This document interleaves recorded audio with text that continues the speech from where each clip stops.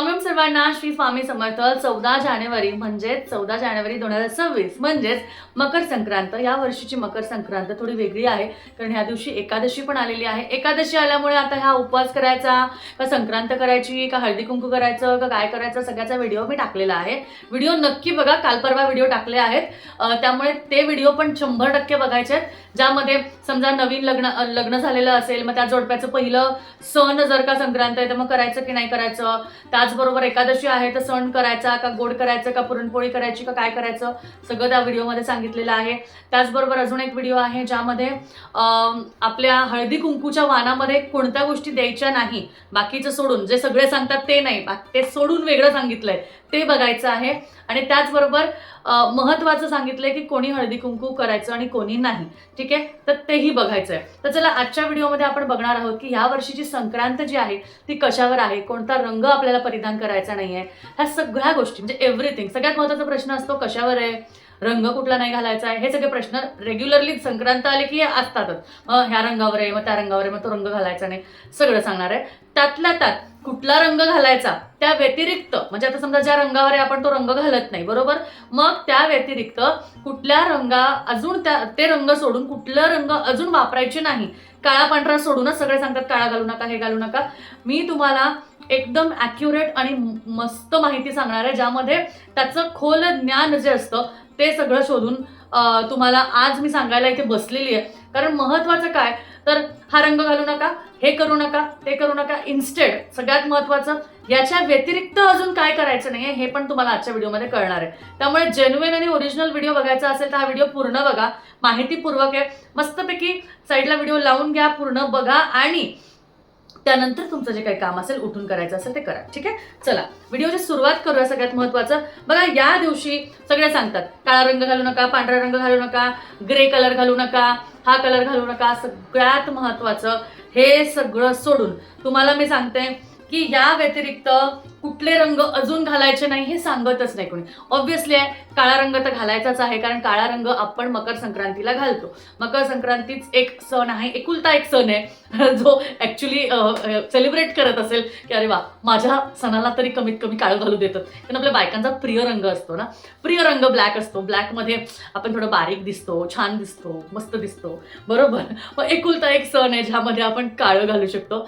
तर शक्यतो देवाला नाही चालत, माहिती आहे. मी थोडंसं ना मजेशीर व्हिडिओ बनवते कारण महत्त्वाचं काय मला छान माहिती तुमच्यापर्यंत पोहोचवायची आहे, ठीक आहे. हेतू तोच आहे, त्यामुळे माहिती तर बघा, माहिती गरजेची आहे, ठीक आहे. काळा पांढरा ग्रे असे सांगतात पण काळा रंग चालतो कारण काळा रंग संक्रांतीला चालतो, ठीक आहे. काळा रंग संक्रांतीला घालतात त्यामुळे सगळ्यांची काळी साडी घेऊन झाली असेल, सगळ्यांच्या काळ्या साड्या घेऊन झाल्या असेल तर चला पटापट ब्लाऊज बनवून घ्या, ऑक्सिडाइज ज्वेलरी तयार करा, आपल्याला घालायची, मी पण घालणार आहे, ठीक आहे. त्यानंतर सगळ्यात महत्त्वाचं सांगत नाही आपल्याला की कुठला रंग अजून घालायचा नाही. तर त्यामध्ये बघा या वर्षी आहे ना देवी संक्रांती जी आहे तिने जी आहे ना तिने पिवळा रंग परिधान केलेला आहे.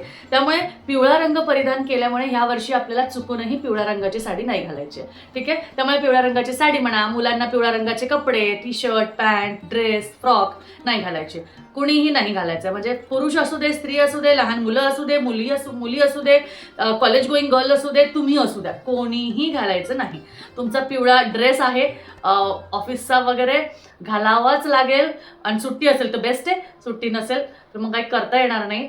पण ठीक आहे, देवीकडे प्रार्थना करा आणि मग घाला. पण शक्यतो पिवळा ड्रेस कोणाचा युनिफॉर्म नसतो, ठीक आहे. मग ठीक आहे, चालून जाईल, ओके. तर ह्या वेळेस जी देवी संक्रांती आहे, जी देवी आहे ती सिंहावरून म्हणजे सिंहावरून व वाघासारख्या दिसणाऱ्या सिंहावरून ती जी आहे ती येत आहे आणि ती पूर्वेकडून पश्चिमेकडे बघत आहे. पूर्वेकडून पश्चिमेकडे बघत आहे म्हणजे शुभ दिशा कुठली झाली, शुभ दिशा झाली पश्चिम दिशा. म्हणजे पश्चिम दिशेला कुठलंही काम करायला तुम्हाला शुभ आहे, म्हणजे पश्चिम दिशेला तुम्ही कोणतीही गोष्ट जी आहे ती करू शकता, ठीक आहे. तर ती पूर्वेकडून पश्चिमेकडे बघतीये. त्याच नंतर सिंहासारख्या वाघासारख्या वाहनावरून ती येत आहे.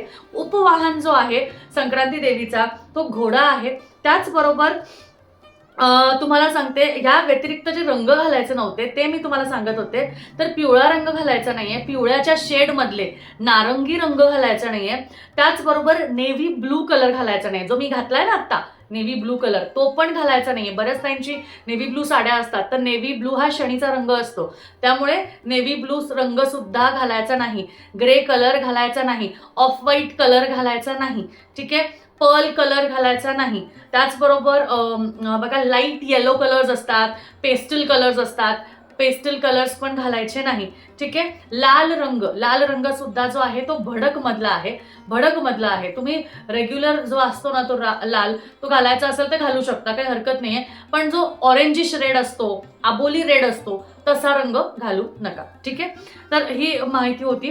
त्याचबरोबर बघा यावेळेसचा जो शुभ मुहूर्त आहे, पुण्य काळाचा जो मुहूर्त आहे तो आहे 3:06 ते 6:06. त्यामुळे यावेळेस दुपारी 3 ते 6 पर्यंतचा हा शुभ पुण्य काळ आहे. आणि त्याचबरोबर ही जी देवी आहे जी सिंहावरून वाघावरून येत आहे, पूर्वेकडून पश्चिमेकडे बघत आहे आणि उपवाहन जिचा घोडा आहे ती सर्पजातीचं स्वरूप घेऊन आलेली आहे. आणि देवी आईने जी आहे ते मोती परिधान केला आहे. म्हणजे मोती परिधान केल्यामुळे तुम्हाला मोतीच्या वस्तू म्हणजे अशा गोष्टी महाग होतात असं म्हणतात, बरोबर. त्या गोष्टी महाग होतात असं म्हणतात. त्याचबरोबर संक्रांतीचं जे नाव आहे, तिचं वास्तव नाव किंवा नक्षत्र नाव जे आहे ते मंदाकिनी आहे. तिचं मुख जे आहे, शक्यतो तिचं मुख जे आहे ते वायव्यकडे आहे, त्यामुळे वायव्य दिशा किंवा पश्चिम दिशा ही प्रगत दिशा दिसत आहे. म्हणजे इथे शुभ कामं तुम्ही करू शकता. त्यामुळे जिथे ती बघते तिथे शुभ गोष्टी घडू शकतात किंवा तिथे तुम्ही करू शकता. हातात तिने गदा घेतलेली आहे, कपाळावर केसर टिळा लावलेला आहे आणि वयाने ती कुमारिका आहे. त्याचबरोबर तिने पायस भक्षण करत आहे. पायस म्हणजे दुधाचे पदार्थ, बरोबर. पायस म्हणजे दुधाचे पदार्थ, तर तिने पायस भक्षण करत आहे. म्हणजे दुधाचे पदार्थ या दिवशी आपल्याला खायचे नाही. ती पायस भक्षण म्हणजे ती जे करते ना ते आपल्याला करायचं नसतं असं आहे. ती पायस भक्षण करते, तर आपल्याला या दिवशी दुधाचे पदार्थ वापरायचे नाही, ठीक आहे. या गोष्टी लक्षात ठेवा. त्याचबरोबर सगळ्यात महत्त्वाचं मग ह्या दिवशी आपल्याला करायचं काय काय आहे तर पवित्र स्नान करायचं. एखाद्या नदीमध्ये जाऊन पवित्र स्नान करू शकता का? नाही करू शकत. गंगाजल घरात असतं ते पाण्यात मिश्र करायचं आणि त्याने अंघोळ करायची.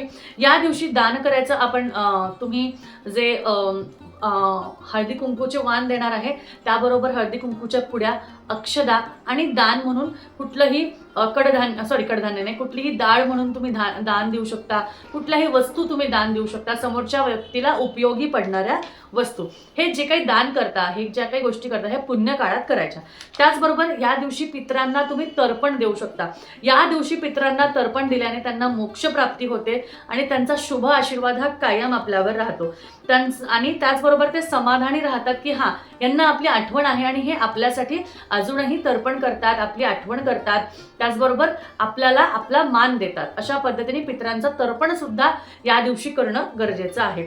त्याचबरोबर ह्या सगळ्या गोष्टी दान, धर्म, तप, तर्पण या सगळ्या गोष्टी, त्याचबरोबर पवित्र पाण्याने स्नान, या सगळ्या गोष्टी केल्याने आणि मन स्वच्छ ठेवल्याने आपल्या सर्व पापांचा नाश होतो. आणि ह्या पुण्यवान तिथीला आपण जेवढं पुण्य करायचा प्रयत्न करू, जेवढं चांगलं बोलायचा प्रयत्न करू, तेवढं चांगलं आपल्या आयुष्यात घडत असतं. त्यामुळे बघा या सगळ्या गोष्टी खूप महत्त्वाच्या आहे. न कळत न चुकत कुठल्याही गोष्टी करू नका. उगाच भावनेच्या भरात चालत नाही पिवळं, मी पिवळं घालणार, असं करू नका.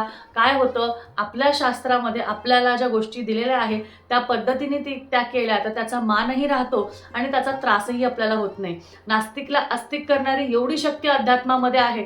त्यामुळे आपल्या शास्त्रात, आपल्या धर्मशास्त्रात ज्या काही गोष्टी सांगितलेल्या आहेत त्या कधीही चुकीच्या नसतात. त्यामुळे त्या पद्धतीने करा. तुमचं आयुष्य नामस्मरणाने, या सगळ्या गोष्टींनी, दानधर्म, पुण्य गोष्टींनी तुमच्या आयुष्यात प्रगतीच होत राहील. त्यामुळे बघा आजच्या माहितीमध्ये मी तुम्हाला 100% सांगितलं आहे की कुठला रंग, काय कुठलं वाहन आहे, काय खायचं नाही आहे, काय घालायचं नाही आहे, सगळ्या गोष्टी. तरीही अजून काही प्रश्न असतील तर नक्की खाली कमेंटमध्ये विचारू शकता. चला भेटूया परत. श्री स्वामी समर्थ. पण आपल्या चॅनलला सबस्क्राईब करून ठेवा, कारण असे नवनवीन व्हिडिओ आणि माहितीपूर्वक व्हिडिओ तुमच्यासाठी ह्या चॅनलवर आपण घेऊन येत आहोत. आणि ऑलवर क्लिक करा म्हणजे येणारे पुढचे व्हिडिओज जे आहेत त्याचे नोटिफिकेशन्स तुम्हाला मिळत राहतील. चला भेटूया परत. श्री स्वामी समर्थ.